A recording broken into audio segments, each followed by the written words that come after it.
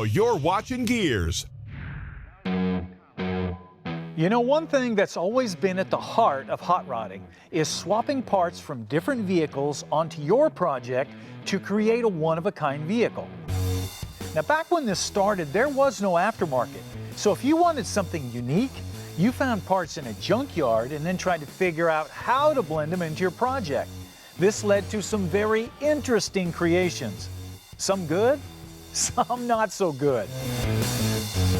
But then things got easier, because instead of changing cars every year, Detroit found that they could keep a basic body style for several years and just change small things like grills and trim and fenders to make the cars different. This opened up a whole new world of customizing, because now you could find parts from a similar model car and bolt them on instead of having to fabricate a way to make them fit. Then, once the aftermarket started reproducing parts, well, that really opened things up, because now the restorers had the parts they needed to take things back to original condition, and the customizers had the stuff they needed to build something different. For example, this is a 58 through 59 Chevy truck. Very unique quad headlights, hood, and grille. It's also a lot different than the 55 through 57 with the single headlights and a different grille and a different hood. And for the longest time, if you wanted to do one of these trucks, you had to choose which one you wanted to do. But what if you didn't have to choose? What if you could do any of them on the same truck? Yeah, you might be thinking that's impossible, but it's not, because GM didn't change the cabs on these trucks for the whole 5-year run. That means it's possible to change the look and the year of the truck just by swapping on different sheet metal. But the trick here is knowing what parts to get, because there is more to this than fenders, hood, and grille. So that's what we're going to do today with this old Apache. We're going to swap this front end one piece at a time and let you decide which face you like the best. Okay, there's good news and bad news here. The bad news is, on one of these type of conversions, pretty much everything forward of the firewall has to be replaced with parts from the proper year. The good news is pretty much everything is available from LMC Truck. But there is no kit that you can buy to make sure you get everything. So it's up to you to make sure that you get all the parts that you need. Now, obviously, you need the big stuff like a hood and bumper and fenders and inner fenders, but there's also a lot of other stuff too. Check this out. You need these upper and lower grille pieces. You need these inner fender extensions, obviously turn signals, headlight bezels, headlight buckets, hood latch. You need bumper brackets. Heck, even the hood hinges are different. So you need to factor all this in and make sure this is where you want to go before you do it. All right, we are ready to start pulling things apart. Now, obviously, you can take all of these pieces off individually, one at a time, and that's what you'd want to do if you were going to restore them all. But since we're going to convert this front end, we just want to get this front end out of the way. And that's the cool thing about these old Chevy trucks. You can pull this whole front end off in one piece in just a few minutes. So that's what we're going to do, starting with the hood and the bumper. The hoods usually come off pretty easy. The bumpers can be a little more cantankerous and may require heavier persuasion to get the old rusty bolts off. When in doubt, just take a grinder to them. Okay, let's talk about hood hinges for a minute. The 58 through 59 hood hinges bolt to the firewall and then down here to the inner fender, and then of course they have the spring that runs down the inner fender as well. The 55 through 57 hinges are completely different. They mount just to the firewall, and they've got a different flange for mounting your hood. So it's important that you use the right hinges for the hood that you're using.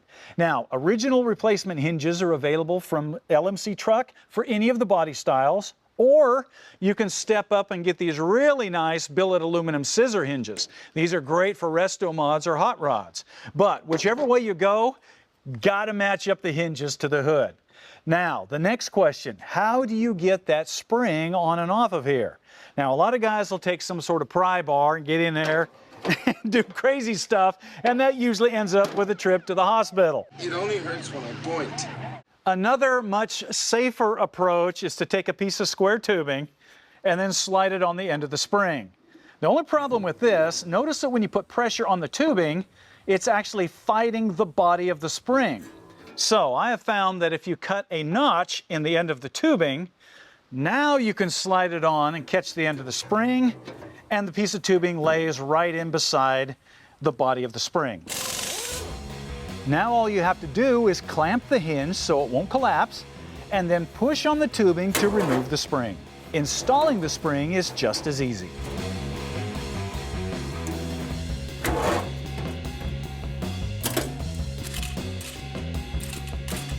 Okay, with the hinges out of the way, the next step is to disconnect all the hoses from the radiator and the inner fenders. And no matter where you place the pan on these old trucks, some of that coolant is bound to miss it. Unhooking the electrical to the lights is next, and some of these old connectors can be virtually impossible to get apart. So if you're not going to reuse them, it's best just to cut them. All right, now we are ready to pull this front clip off. And believe it or not, it's only held on with about 8 bolts and a couple of support rods. So it's pretty simple. All right, we're going to start with the upper fender to cab bolts. There's one on each side, and they're located right here at the back of the fender in this pocket between the fender and the cab. Next are the 2 lower fender to cab bolts. And since these are located in a very rust-prone area, you never know what you're going to find. For example, somebody hacked this together a long time ago with a bolt going the wrong way. And even though we broke it loose with breaker bars, even the impact wrench couldn't get the old rusty nut all the way off. So we just went back with long-handled ratchets and broke the bolt in 2 to get it out. When these things get ugly, you gotta do what you gotta do. The 2 inner fender to firewall bolts are down low, close to the frame, and they're usually in pretty good shape. Then there's the firewall to fender brace rod that supports the inner edge of the rear fender opening. These can tend to be rusty as well. And finally, remove the 2 bolts that hold the bottom of the radiator support to the frame. And that's it.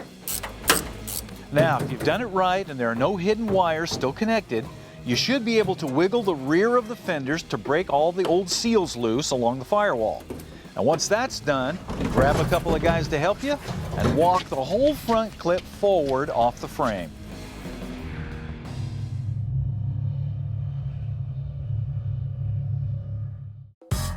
Metal. It's one of the key components of what we build and fabricate with. But if you can't shape it and cut it, you can't build with it.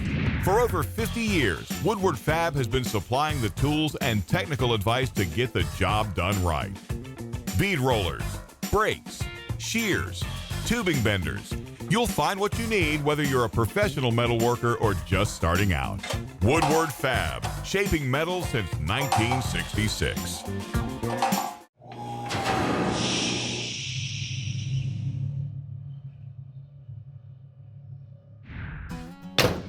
Hey, welcome back to Gearz, where we have just pulled the front clip off of our 59 Apache truck to replace it with the much cleaner sheet metal off of a 55 through 56.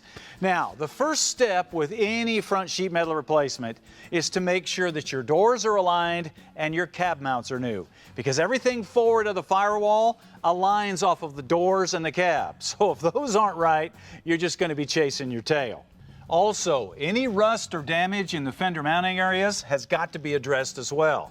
As you can see, this cab is super solid in all of these areas. That's a nice surprise considering how rusty the rear inner fenders were. A quick look at the original front clip tells the same story. Obviously, we've got some rust in the lower rear fenders, but that's easily repaired with some patch panels. Everything else is just the typical wear you'll find on an old, well-used truck. So there is no question these parts are restorable, or could be used just like they are. So we're going to set them aside for now.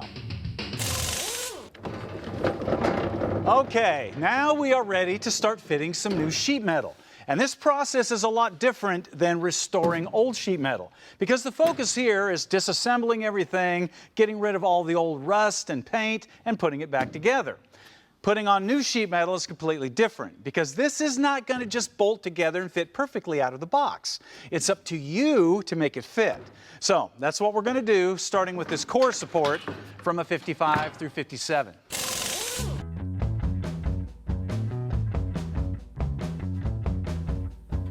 To prep the fender, these fender extensions need to fit in the grill opening.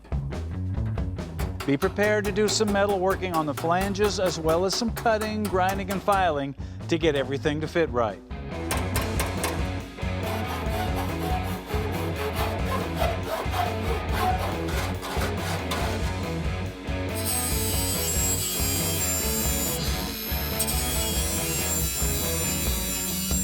Once that's done, we'll bolt the extensions in place.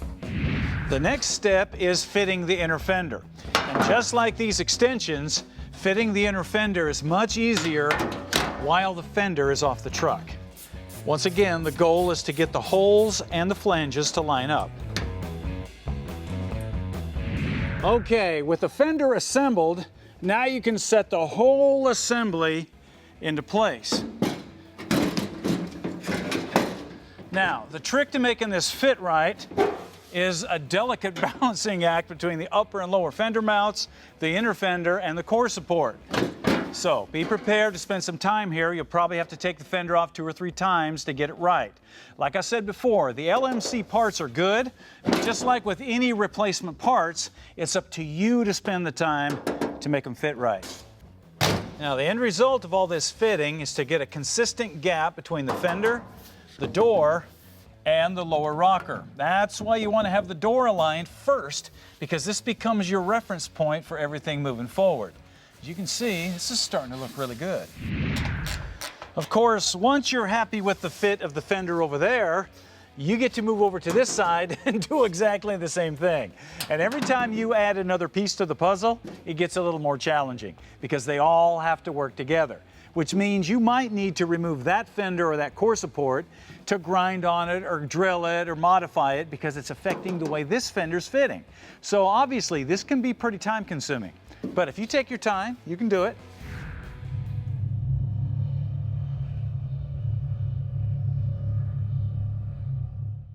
A successful automotive project takes planning and organization. But instead of using an old tablet or notebook, there's the Gearz Deluxe Project Planning Book. This was designed to help you lay out a project, the parts, the tools, costs, and keep it organized with colored tabs, a pouch for receipts, and even a place to attach photos.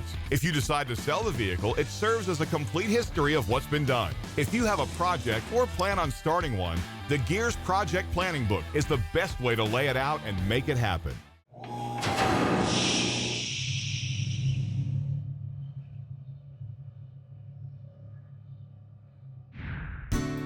Hey, welcome back to Gearz. If you're just getting here, you can see we are well on our way to converting the front end of this 59 Chevy truck with the quad headlights to the earlier 55 through 57 front end with the single headlights. Now, so far, this seems like this is kind of a bolt-on deal, and a lot of people will tell you that it is. But you're probably wondering, is that really that simple? Well, parts of it can be. Other parts can be challenging. Let me show you what I'm talking about. The fit around the doors and the rockers is really good. So this isn't going to require a lot of work to make it perfect. That's the good news. However, it appears that this part of the cowl is shaped a little differently on the 58 through 59 trucks. As you can see, it starts out good back here, but then it slowly drops, and by the time it reaches the hood line, it's almost a ½ inch too low right here. So that's not going to look good with either the hood or the fender. So that's going to require some metal work in this cowl area to raise this front edge so it lines up with the hood and the fender properly. Also, as you can see, the core support mounting brackets are nowhere near lining up with the earlier core support. So new brackets will need to be fabricated to mount the core support properly. For now, we just have everything positioned on spacers so we can align our new front sheet metal. Another issue that people may have is they may see these folds and these wrinkles on these inner fender flanges and think, oh, that's a bad fender. I'm going to send this back and get another one. Well, before you think that, you need to come on over here and take a look at an original fender. And you'll see the same wrinkles and folds and spot welds because that's how they came from the factory. Now, if you want all this kind of stuff metal worked out and gone, that's good. But keep in mind that no sheet metal, OEM or aftermarket, comes out of the box that way. It's up to you to make that happen. Okay, at this point, we're ready to finish up the nose on this thing and put a face on it. So the first piece that goes on is this lower grille panel. It bolts to the lower fenders. We'll follow that with the upper grille section that also bolts to the fenders and ties it all together. Next comes the upper latch panel. And finally, the grille. And this is what it looks like all assembled. Now, one thing to remember if you're doing a big sheet metal swap like this, even though these parts are designed to bolt together like they did, and you might think, hey, those look pretty good. No, that's not the final fit. You need to be prepared to spend some time working each one of these pieces and get that fit perfect, just like we had to do on the bed before, because the amount of time that you spend here is directly going to affect how good this thing looks when you're done. All right, we have the face on it, we got the preliminary fit of the sheet metal. Now we need to put some eyes in this thing. This is a bunch of new stuff that we got from LMC Truck, because obviously the 5859 stuff is not going to work. So we got new bulbs, we have new headlight buckets, we have new bezels, we've got turn signals, we've got retaining rings, we've got everything we're going to need to put lights into these new fenders. The first to go in is the new headlight buckets. We'll follow that with the new bulbs and the retaining rings. Next, we'll mount the new chrome bezels. And finally, we'll bolt on the turn signals. All right, that finishes off the face, and as you can see, this is looking awesome. But there is another thing to consider here, the radiator, because we gotta have something that's gonna bolt to that sheet metal and work with the engine that we're gonna use. So we went to Champion Cooling and got this 4-row aluminum radiator that's got the ins and outs for the small block Chevy that we're gonna be running. Then we also got the fan shroud, we got an electric fan, we got the relays, the overflows, basically everything for a complete cooling system. The best part is, Champion specializes in direct replacement radiators. So this is going to bolt right to the new core support like an OEM part. With that done, the final piece is the hood, and for now we're just going to set it in place to complete the transformation. Now, just like the other pieces, the hood fits right in place, but be prepared to do some metal work on the edges to get the fit and the gaps tight and consistent with the fenders, the cowl, and the grille. Well, there they are, side by side. What do you think? Man, it's hard to believe that this front sheet metal is interchangeable because there's two such different looks. And you've got so many options here now. I mean, do you like the 4-headlight look or the 2-headlight look? Do you like the patina paint or do you want something more shiny and slick? Do you want something original that you can drive on the weekends? Or do you want something more modern you can drive coast to coast? If you have an opinion on this, well, that's great, because it means you are primed and ready to go out and get a truck like this and build it exactly the way you think it should be done. That's what I'm going to do with this one. And if you're wondering just exactly what direction I'm going to go with this, well, there's some clues around here that'll help you figure that out.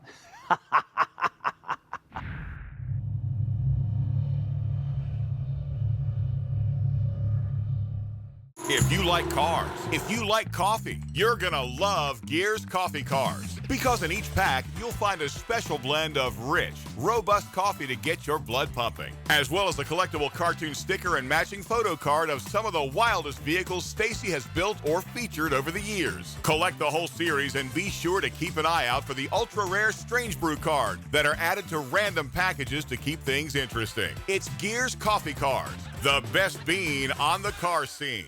Can't get enough Gearz? Make sure to check out the Tales of a Gearhead podcast, where Stacey brings a lifetime of automotive knowledge, friendships, and expertise to the listener. Also, check out our social media channels for updates and videos of Gearz projects, as well as special contests, giveaways, and events. If you have a vehicle you want to enter into What Are You Working On, go to staceydavid.com and submit it. There's also the online store and tons of other Gearhead information that will encourage you to get out there, build something, and go drive it.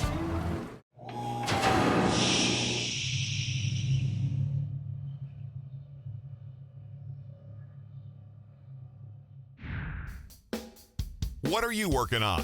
Brought to you by Woodward Fabrication, selling quality metalworking equipment since 1966. Today's What Are You Working On comes from Michael. He is from Menifee, California, and his project is a 1965 Plymouth Belvedere 2. As you can see, that is a really cool looking car.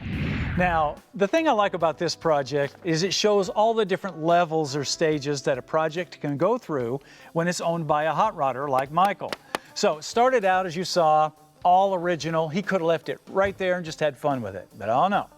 Michael wanted to drive this thing and upgrade it. So he said he started slow, put in some front disc brakes, put an EFI on it, some Hellwig sway bars, and just on a whim, he took it out to Willow Springs Racetrack. And he found that he could hang right with the Porsches that were going around the track. So he decided he wanted to go a little further with it. Now, Michael is in a unique situation. He works for Champion Cooling Systems, so he knows a lot of the magazine guys. And they got wind of the car and they said, hey, why don't we make this a magazine project car? Mike was like, sure. So what they would do is they would do upgrades in the magazine on the car. You probably saw some of them. Then they would take it out to the track and then report on the improvements. And he said they did this 7 times. And by the time they were finished, the car was running 10 seconds faster around the track than it had been when he first started. So now he said the plan, typical hot rod guy, he just wanted to do a stroker small block and kind of keep it all that older Mopar deal. But the guys that were building the engine messed it up. So he said, no problem. He was always looking for another opportunity, and he picked up a wrecked red-eye Hellcat. Yeah, you can see this is the engine that's going in the car now.